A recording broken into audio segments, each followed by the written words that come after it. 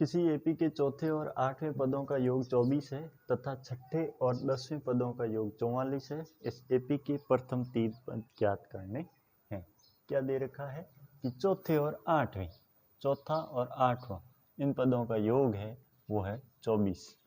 फिर दे रखा है दूसरी शर्त छठे और 10वें इन दो पदों का योग है वो है 44। तो पहली शर्त लिखेंगे प्रश्नानुसार।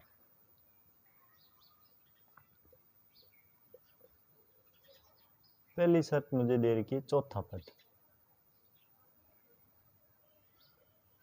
और कौन सा पद? आठवां पद। इन दोनों का योग कितना है? 24।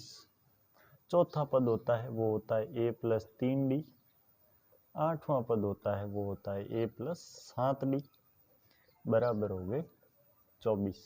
a और a हो गए 2a, 7 और 3 हो गए 10d बराबर 24। और इस पूरी समीकरण 2 का भाग जा रहा है, भाग दे दो, आ जाएगा ऐसे 2 से भाग,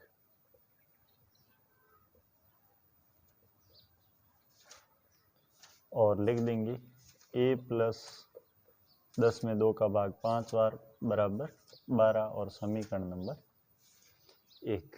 इसी प्रकार दूसरी शर्त क्या दे रखी है? छठे और 10वें पद, 6वें + 10वां दोनों का योग होगा 44। छठा पद मतलब a + 5d, 10वां पद मतलब a + 9d बराबर 14।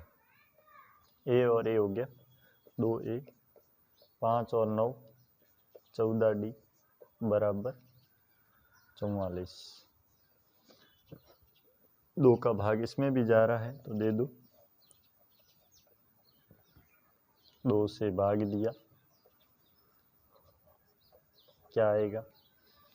a + 14 में 2 का भाग 7 बार, 7d बराबर 44 में 2 का भाग 22 बार, और ये हो गई समीकरण नंबर 2। लिखेंगे समीकरण 2 माइनस समीकरण 1। समीकरण 2 में से समीकरण 1 को घटाएंगे। समीकरण 2 है a + 7d बराबर 22। समीकरण 1 है a + 5d बराबर 12। चिन्ह चेंज करो, a से 1 कट, 7d में से 5d पीछे रह गया 2d, 22 में से 12 गए पीछे रह गए 10, और d का मान आएगा वो हमारे पास आएगा 5। d का मान समीकरण 1 में, d का मान समीकरण 1 में रखेंगे तो हमारे को a का मान प्राप्त होगा। a + 5 × 5 बराबर 12। a बराबर 12 - 25, a बराबर आ जाएगा 13। a का मान हो गया 13।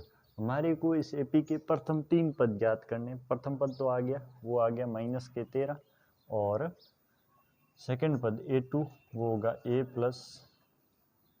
d। a का मान -13, d का मान 5, d का मान 5, और पीछे रह गए 8, वो भी माइनस के। a3, a का मान हो गया a + 2d, a बराबर -13 + 2 × d का मान 5। ये हो गए 13 में से 10 गए, पीछे रहे -3। प्रथम 3 पद होंगे वो हो जाएंगे हमारे, प्रथम पद -13, दूसरा पद -8, और तीसरा पद -3। सुब्बा राव ने 1995 में 5,000 रुपये के मासिक वेतन पर कार्य आरंभ किया और प्रत्येक वर्ष 200 रुपये की वेतन वृद्धि प्राप्त की। किस वर्ष में उसका वेतन 7,000 रुपये हो गया? ये कह रहा है कि एक सुब्बा राव नाम का व्यक्ति है, उसने 5,000 रुपये 1995 में कार्य आरंभ किया। 5,000 रुपये मासिक वेतन मतलब प्रत्येक माह उसको 5,000 रुपये मिलेंगे।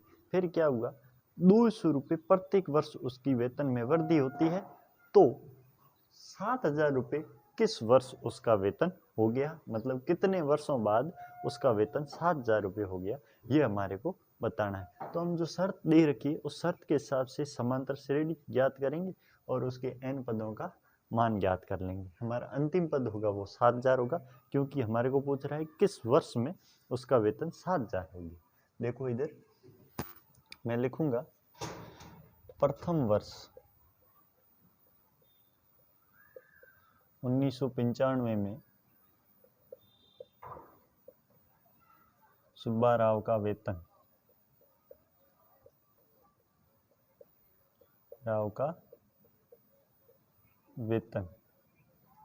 बराबर 5,000 रुपये।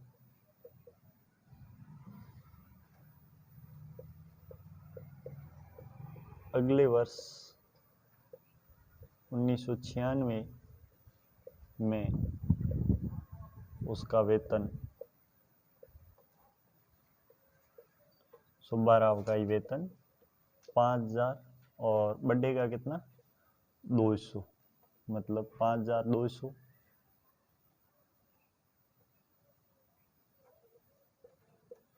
इसी प्रकार nवें वर्ष में उसका वेतन बराबर 7,000, मतलब एक nवा वर्ष है, कितने नंबर का वर्ष है वो हमारे को पता नहीं है, पर उसका वेतन कितना है 7,000। समांतर श्रेणी तैयार हुई 5,000, 5,200, 7,000, इस प्रकार हमारे को a का मान प्राप्त हुआ, वो हो गया 5,000। d बराबर होगा, d का मान हो गया वो a2 माइनस a1 बराबर 200। कैसे, पूरा लिख ही देते हैं, 5,200 माइनस 5,000 बराबर 200। और ये जो इस श्रेणी का पद है वो है अंतिम पद 7,000। तो मैं लिखूंगा an बराबर 7,000। हमारे को किसका मान ज्ञात करना है, n का। लिखेंगे सूत्र an बराबर a प्लस n माइनस 1 गुणा d। an का 7,000 बराबर a का मान 5,000 प्लस n का मान ज्ञात करना है, और d का मान है वो है 200। 5,000 इधर ले आओ, 7,000 माइनस 5,000, 200 इधर गुणा में इधर आते ही भाग में बराबर n माइनस 1। 7,000 में से 5,000 माइनस हो गया, पिछड़ा 2,000, 2,000 में भाग दिया 200 का बराबर n माइनस 1। 20 में 2 का भाग 10 बार, एक ये इधर जुड़ जाएगा, प्लस का हो जाएगा, n बराबर होगा वो 11। मतलब सुब्बा राव का 11वें वर्ष वेतन होगा वो होगा 7,000 रुपये। रामकली ने किसी वर्ष के प्रथम सप्ताह में 5 रुपये की बचत की, फिर अपनी साप्ताहिक बचत 1.75 रुपये बढ़ाती गई। यदि nवें सप्ताह में उसकी साप्ताहिक बचत 20.75 रुपये हो जाती है तो n का मान ज्ञात कीजिए। तो हम क्या करेंगे, उसकी प्रथम सप्ताह की बचत है उसको यहाँ लिखेंगे। प्रथम सप्ताह की बचत वो हमारा हो जाएगा प्रथम पद, a का मान हो जाएगा 5। फिर जो बचत हर सप्ताह बढ़ाई जा रही है, बढ़ने वाली साप्ताहिक बचत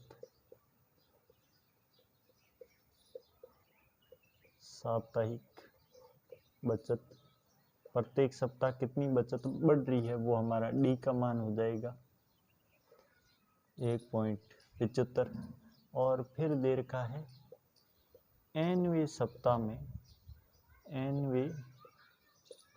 सप्ताह में उसकी बचत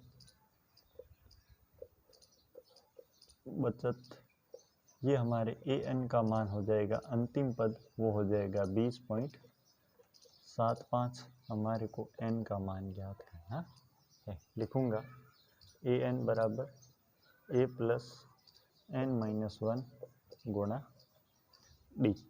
an का मान 20.75 बराबर a का मान 5 रुपये प्लस n का मान ज्ञात करना है, डी का मान 1.75। देखो इधर, ये इधर आते ही 5 माइनस में हो जाएगा, 0.75 माइनस के 5 बट्टे में 1.75 बराबर हो जाएगा n-1। 20.75 में से 5 गया, पीछे रहेगा 15.75 बट्टे 1.75 बराबर n-1। क्या होगा, 2 पॉइंट से 2 पॉइंट हट जाएंगे। 1575 में 175 का भाग देना है और आंसर आएगा n-1। एक को इधर जोड़ देंगे, पहले 1575 में 175 का भाग देंगे, आएगा 9 बार n-1। एक इधर आ जाएगा, जुड़ जाएगा, 9 + 1 बराबर n, और n का मान हो जाएगा 10। मतलब उसके 10वें सप्ताह की बचत होगी, वो होगी 20.75 रुपये।